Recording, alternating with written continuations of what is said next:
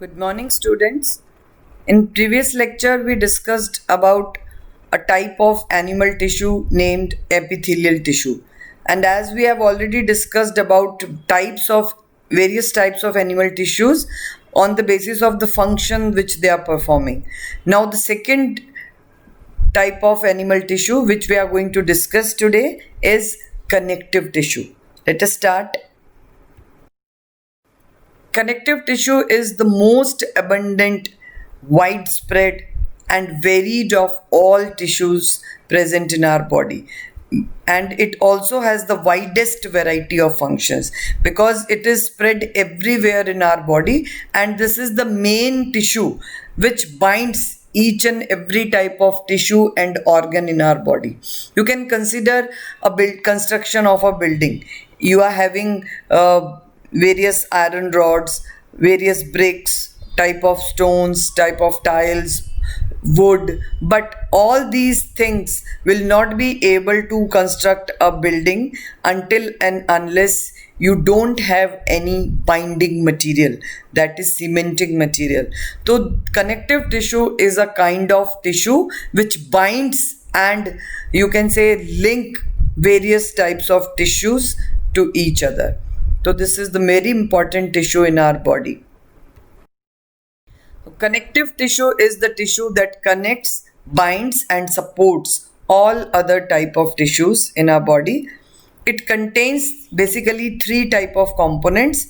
First, various type of cells. As you know that tissues are made up of cells. So it has cells surrounded by a ground substance, you can say a kind of fluid which is called extracellular matrix, which contains fibers with cells. That means three components are present in the structure of a connective tissue: cells, fibers and matrix. Matrix is maybe a semi solid fluid or a liquid or a gel like. Variety of physical states can be there for this extracellular matrix. However, connective tissue differs from other tissues that its cells are loosely packed within the matrix. As you can see in the picture, cells are quite far apart as compared to epithelial, which we discussed that epithelial cells are very compactly arranged, whereas these cells are far apart in the extracellular matrix, and there are also fibers you can see present in the matrix of connective tissue. In this slide, you can see variety of cells, fibers and matrix present in a particular connective tissue. As you can see, the type of cells: fibroblast, plasma cell, mast cell, neutrophil, eosinophils, and left side macrophage, then adipocytes. All these are variety of cells which may be present in a connective tissue, and ground substance is the matrix, which is a kind of medium in which all these cells and fibers are lying. And connective tissues contain three types of fibers: elastic fibers, collagen fibers and reticular fibers. The blue colored fibers are collagen fibers, which are made up of a protein called collagen, which are quite strong fibers, you can say. Yellow colored fibers you can see are elastic fibers, and the thin fibers which are present in between the cells are called reticular fiber. So these three types of fibers can be seen in different types of connective tissues. So on the basis of type of cells, fibers or variety of or physical state of matrix, connective tissue is classified into three types. Connective tissue proper, which contains all three components, and this is further classified into two types: loose connective tissue and dense connective tissue. In loose connective tissue, the fibers create a loose open framework, whereas in dense connective tissue, fibers are densely packed. Loose connective tissue is further classified into three types: areolar, adipose, and reticular. And dense connective tissue is further classified into three types: dense regular, dense irregular, and elastic. Fluid connective tissue is a kind of a connective tissue in which the matrix or the ground substance is in the form of a liquid. And there are two types of fluid connective tissue: blood and lymph. And third type of connective tissue in which the matrix is present in a solid form. These are two supporting connective tissues: bone and cartilage, present in our skeletal system. And the connective tissue proper has matrix in the form of a gel like. Firstly, we'll discuss loose connective tissue. Loose connective tissue, as you can see in the diagram, has very loosely packed arrangement of cells and fibers in a jelly-like matrix. And in class 9th, we'll discuss two types of loose connective tissue: areolar tissue and adipose tissue. So let us discuss first areolar tissue. Areolar tissue is actually a term which is used for a loosely packed arrangement. It is a Latin word which means little open space. As you can see here, that cells and fibers are loosely arranged in the ground substance or matrix, and it is the most widely distributed type of connective tissue because it fills the entire portions present in between the organs. Means जहाँ जहाँ हमारी body में organs हैं, उन organs के आसपास की जितनी भी खाली जगह है, that is filled by this kind of tissue, and this is a kind of basic packing tissue in our body. And these the function of this tissue is to bind different types of tissues together, and it is strong enough to bind tissues yet soft enough to provide flexibility and a kind of cushioning. And it covers the entire hollow portion between the organs. And many adjacent epithelial tissues get their nutrients from the interstitial fluid of areolar tissue, and the basic function which it performs is to connect skin to muscles. Our skin epithelium is connected with muscles by the help of areolar tissue, and areolar tissue also helps in repairing of other tissues.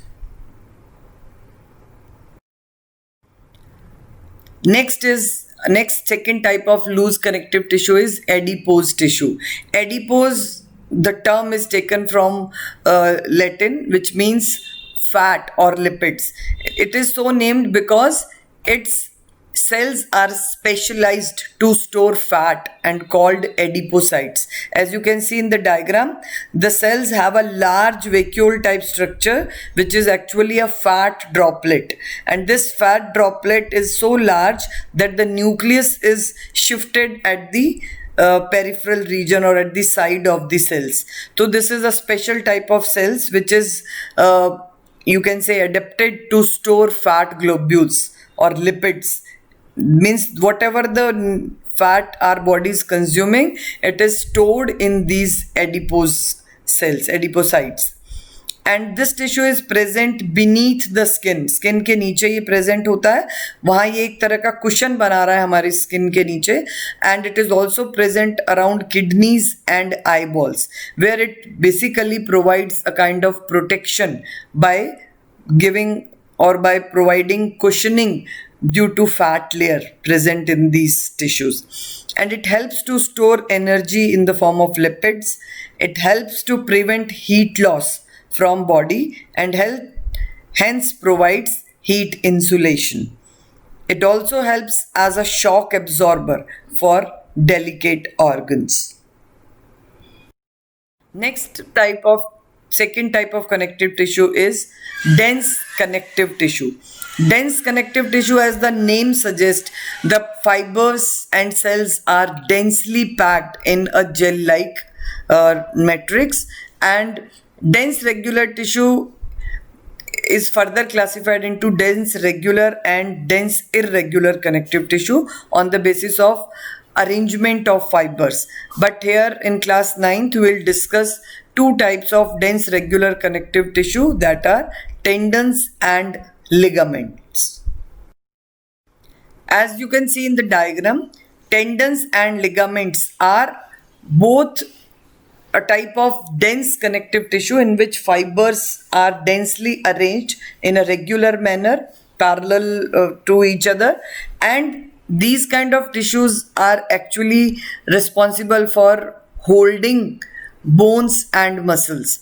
Tendons bind muscles to bone, whereas ligaments bind bones to bones, and ligaments are actually present at the joints where two bones connect to each other. So the material which is actually connecting these two bones at joints is ligament, whereas muscles are attached to bones with the help of tendons. Next, we'll discuss some differences in tendons and ligaments. Otherwise, both of these are dense regular connective tissue, but due to difference in fibrous structure, they have some differences. First difference, as you know, that tendons connect skeletal muscles to bones and ligaments connects bones to bones. So muscles are connected with the help of tendons. So these tendons are tough and non-elastic in nature, whereas ligaments are elastic in nature. They are strong but elastic. Tendons connect the end of the muscles to bones and anchor them. Means support कर रहा है muscle को, anchor कर रहा है bone के end के साथ tendon. Whereas ligaments connect the end of two bones at joints, and hence they provide a kind of flexibility to the joint. Joints, as you know, that we can move our bones at the joints only. So ligaments are elastic in nature, hence they provide flexibility in the movement of joints. Each muscle contains only one tendon, whereas each joint contains many ligaments. Tendons are white in color, means they are made up of white fibers. Ligaments are yellow in color, means they are made up of yellow fibers. Second type of connective tissue is fluid connective tissue.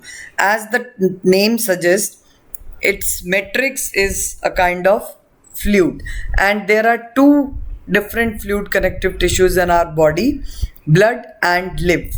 Blood is a kind of vascular tissue in our body which contains a liquid matrix called plasma and three types of cells, mainly red blood cells, white blood cells and platelets. Whereas lymph is a kind of connective tissue which has liquid plasma and only white blood cells. Red blood cells and platelets are absent in lymph. Blood and lymph are the only two types of fluid connective tissues, and these tissues help to transport oxygen, carbon dioxide, nutrients and waste throughout the body. So these are a kind of vascular tissues. Next is blood. Blood is a kind of very, you can say, important conductive or vascular tissue in our body, which is connected to each and every cell in our body. And blood is mainly composed of two parts. The liquid part of blood is called plasma, and the blood cells present in the plasma are of three types: red blood cells, RBCs known as erythrocytes, WBCs or leukocytes, or platelets or thrombocytes. Plasma is yellowish in color. White blood cells and platelets are also colorless, whereas red blood cells are red in color due to hemoglobin present in them. Here you can see the elements of blood. The liquid portion of the blood forms 55 to 60% part of the blood, and it contains 90% water and rest other proteins, ions, nutrients, gases dissolved in it.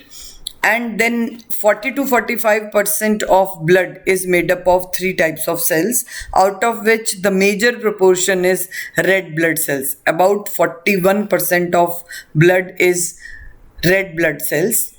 As you can see here in the diagram, these are biconcave in shape and they contain a red colored pigment called hemoglobin. Platelets are very small irregular shaped cells present in blood, and these are present in lesser amount as compared to red blood cells and white blood cells. But these cells are responsible for clotting of blood, and white blood cells, which are actually 4% in composition, and these cells are of various types, as you can see in the diagram: lymphocytes, basophils, eosinophils, monocytes, and neutrophils. And these cells, white blood cells, perform various functions, and they are larger as compared to red blood cells and platelets. And at maturity, the red blood cells do not have nucleus, whereas white blood cells have nucleus after maturity. So what are the functions of these cells in blood? Let us see. Erythrocytes or red blood cells, as they contain red colored pigment hemoglobin, that actually binds with oxygen, and it carries this oxyhemoglobin complex to each and every cell. There it dissociates to release oxygen in the cells and tissues, and it carries carbon dioxide back to the blood. Leukocytes or white blood cells are responsible for making antibodies. The type of white blood cells named lymphocytes are mainly responsible for making antibodies in blood that fight against potentially harmful microorganisms. Hence, white blood cells make a kind of defense mechanism to fight against pathogens, disease causing germs. And third, thrombocytes or platelets. These are very small cell fragments involved in blood clotting. And the liquid portion of plasma, a liquid portion of blood called plasma, is actually responsible to transport dissolved nutrients, salts, waste material to different organs in our body. Next, second type of fluid connective tissue is lymph. Lymph is a kind of white colored liquid present in our body, and this contains a liquid matrix, plasma, and white blood cells. It flows in lymphatic vessels. As the blood flows in arteries, veins, and capillaries, lymph flows in lymphatic vessels. Lymph vessels return molecules and fluid to the venous blood that could not otherwise directly enter the bloodstream.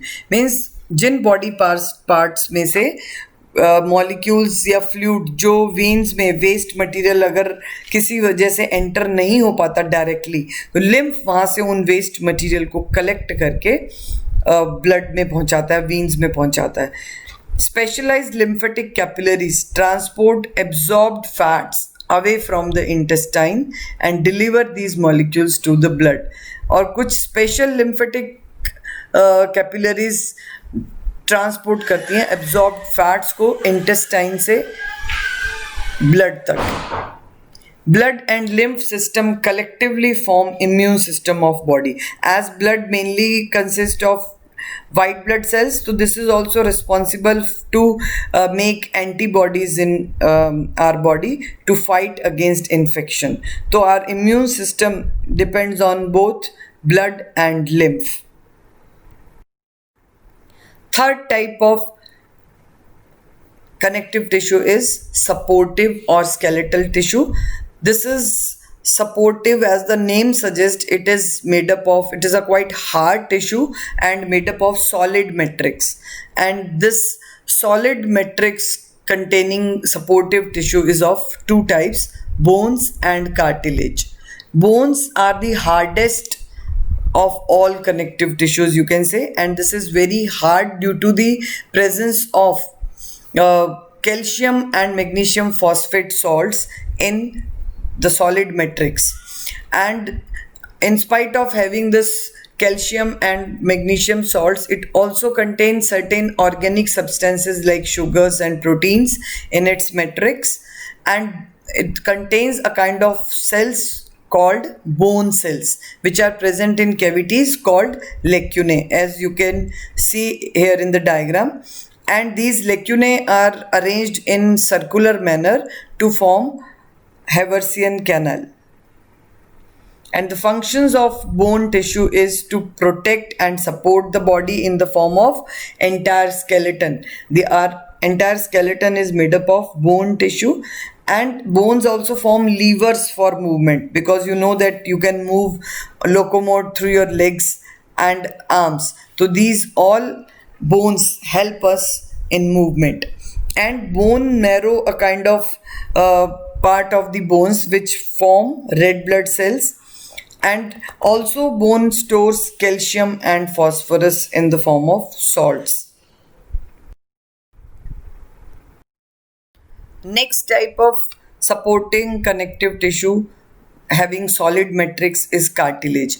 Cartilage also has solid matrix, but the matrix is made up of purely organic material. It doesn't have any calcium or magnesium salts, hence it is not as hard or rigid as bone, but it is more flexible as compared to bone, but it is less flexible than our muscles. So we can find cartilage in all those places in our body where we need some support but a bit of flexibility as well. For example, you can touch your external ear. It is quite flexible, but still it is, you can say, quite supportive. So here is external ear is made up of a kind of elastic cartilage. Our nose also contains cartilage. Our throat, in the form of voice box, we have cartilage there. And also it is present in between the vertebrae in spinal column, where it provides a kind of support and flexibility to our vertebral column. And it also present at the end of each bone, and where it smoothens the end of the bones, because bones need to move at joints. So bones, each and every bone has small portion of cartilage at its ends, where it actually provides a kind of smoothing during the movement of bones, so that bones will experience less friction and the movement at joints becomes easier for bones. Connective tissue is comprised of living cells within an extracellular solid matrix, and this solid matrix is soft as it contains only organic substances. No inorganic substances are present here. Next, we'll differentiate bone and cartilage. Bones are hard, non-elastic and tough connective tissue present as skeletal framework. Cartilage is a soft, elastic and flexible connective tissue that protects the bone from rubbing against each other, to prevent the friction as well, you can say. Bone cells are known as osteocytes. Cartilage cells are known as chondrocytes. Matrix contain both organic and inorganic substances. Cartilage has only organic matrix. Matrix of bone is hard due to calcium phosphate, but matrix of cartilage is soft as no calcium deposition is there. The bones have a rich blood supply, whereas cartilage lacks blood supply. Blood vessels are not present in cartilage. Bones protect the body from mechanical damage, provide a structural framework in the form of skeletal system, and they give a shape to our body, help in movement of the body, store minerals like calcium and phosphorus, and produce both red blood cells and white blood cells in their bone marrow. Cartilage supports the respiratory tract, acts as shock absorbers between weight-bearing bones, and smoothens the bone at joints, maintains the shape and flexibility of fleshy appendages, and reduces friction at joints. So it is a kind of a solid tissue, but it provides flexibility to those hard portions. Hope these all different types of connective tissues are clear to you all. Thank you and have a nice day.